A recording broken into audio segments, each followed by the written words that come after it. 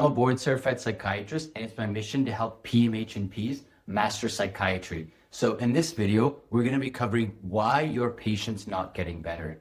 So let me tell you a story.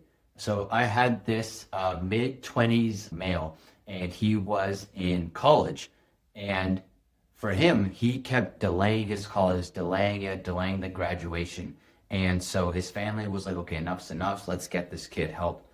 And so I'm working with this kid, and I'm realizing that, oh, he's smoking a lot of weed.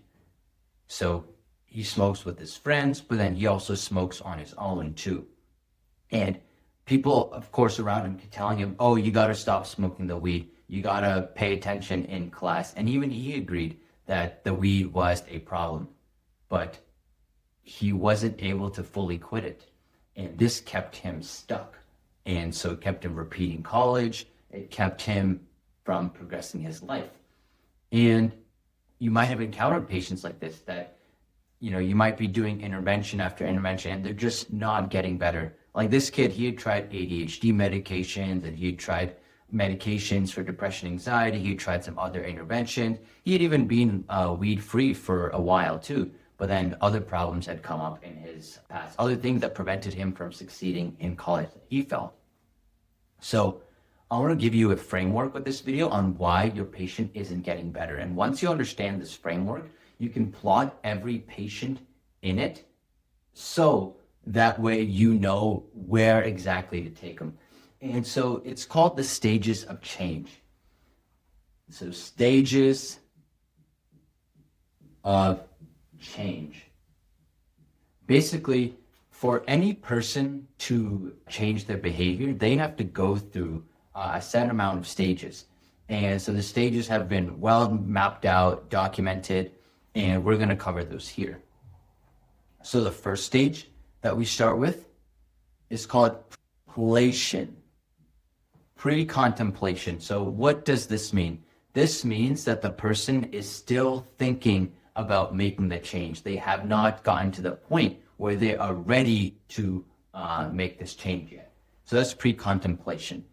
And then we get to the next step called contemplation.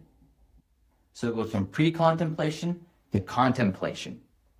And so this is when the person is thinking about making some kind of change. And we'll map out exactly where our patient will fit in all of this. So that's contemplation. Then we get to a new part of the stage called preparation. And as the name sounds, this is when they are preparing to make the shift. Then we get to a stage called action. And so this is when the person is actually taking the action to make whatever change that they need to make. Then after that, we have maintenance. So this is where they're now persisting with the change that they have made.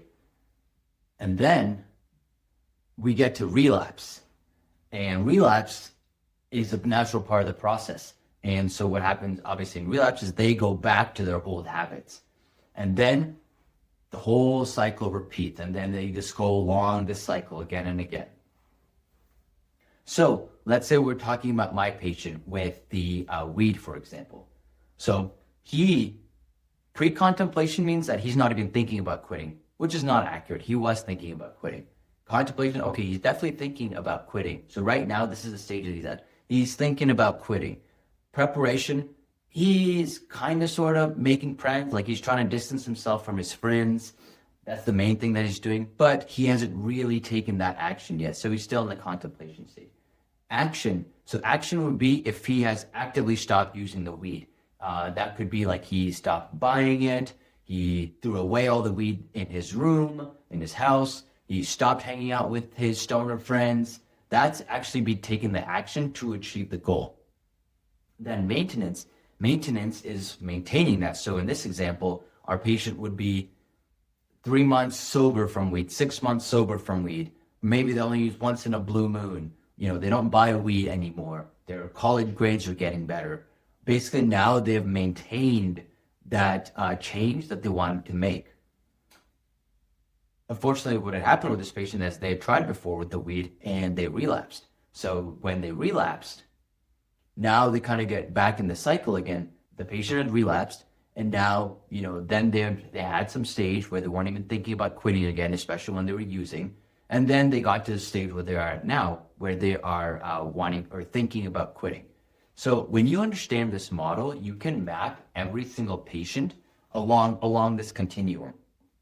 So we talked about weed, right? We can talk about other examples. Let's talk about depression. So with depression, obviously there is like the medication component, but with the true treatment of depression involves so many other things: therapy, morning sunlight, healthy diet, exercise, all of that will help. So let's imagine we have a hypothetical 45-year-old female who is complaining of depressive symptoms. So if she was in the pre-contemplation stage, this would be when she is feeling really down, feeling really crappy, and just doesn't know what to do and is not even thinking about making any kind of shift whatsoever. Contemplation stage would be her saying, you know what, like, I feel rotten, I feel down, I feel very lethargic, and things need to change in my life, whether I need to start eating healthy, whether I need to see a psychiatrist or a psych provider or start therapy, whatever it is. This is her thinking about taking some kind of action. Preparation is going to be like, okay, I'm going to book the appointment with my provider, or I'm going to I'm going to start researching into gym memberships, or hey, I'm going to start getting up early so I can go for a walk outside in the mornings. I'm going to make myself do that. So that's the preparation stage for her. The action stage for her would be her actually going out and doing the provider appointments, going out for the walk every morning, joining the gym, eating healthy, cutting out processed food. So that would be the action phase for her. Maintenance would be her continuing this for, let's say, a month. Now she's going to the gym regularly for a month. She's doing therapy for a couple months. She's sticking on her medications for a couple months. And then relapse. So relapse would be her quitting her gym or stopping the medication or not seeing her therapist for a month or two, whatever it might be. And then the whole cycle will repeat itself. And so the reason it's really helpful to place patients in the stages of change and why your patient doesn't get better is because we're not identifying the right stage of change that they're in. So let's talk about our depression patient. So I'll even write this here, actually. Identify patient's stage.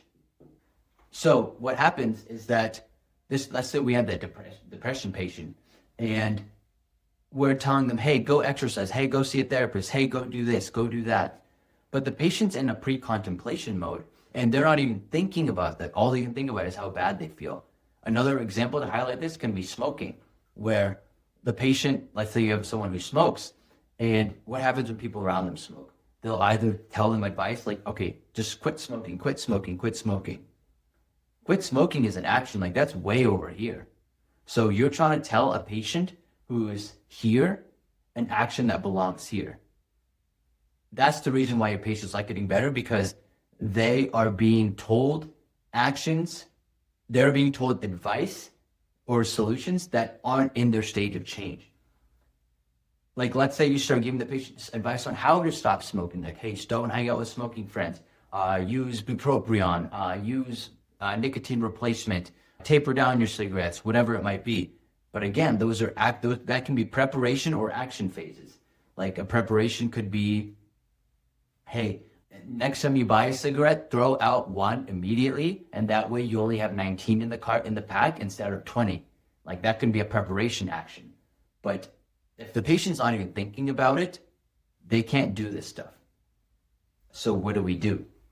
We have to use motivational interviewing to get the patient to move from stage to stage to stage.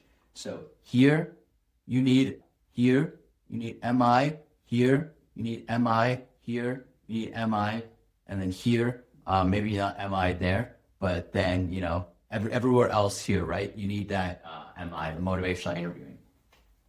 And what motivational interviewing does is essentially it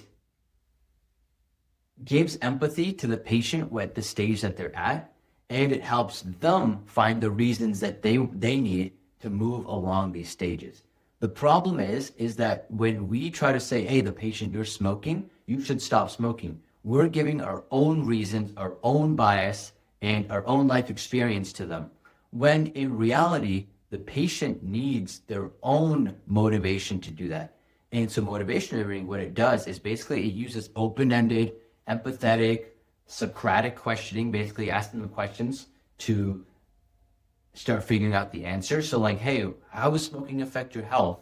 How do you think it affects your kids? What do you think about the smell? Things like that, to where they start realizing that, oh, this might be a problem. And then you can move them from here to here and then here to here. Like if they're in the preparation stage, like let's say the patient is,